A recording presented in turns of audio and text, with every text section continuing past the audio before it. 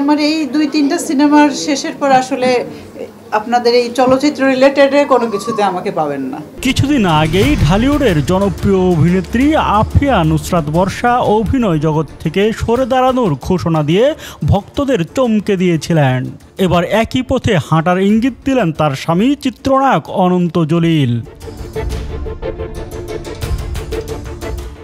সম্প্রতি এক সাক্ষাৎকারে অনন্ত জলিল জানান, চলমান প্রকল্পগুলো শেষ করে তিনি হয়তো চলচ্চিত্র ক্যারিয়ারকে বিদায় জানাবেন। তার ভাষায়, আমার 2 ছেলে এখন ইসলামী শিক্ষার দিকে মনোযোগী। একজন হাফেজ হওয়ার পথে আর একজন ইতিমধ্যেই একাধিকবার কুরআন খতম দিয়েছে।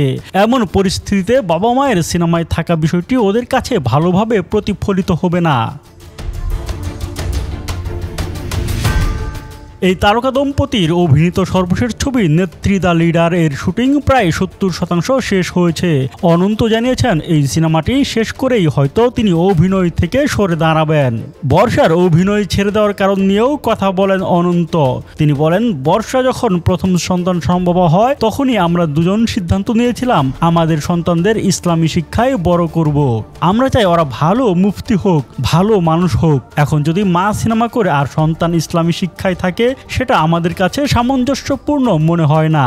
অনন্ত জলিল আরও যোগ করেন, আমরা চাই সন্তানদের জন্য আদর্শ হই। তাই বর্ষা যেমন অভিনয় থেকে নিজেকে সরিয়ে নিয়েছে, আমিও হাতে থাকা কাজগুলো শেষ করে একই সিদ্ধান্ত নিতে চাই।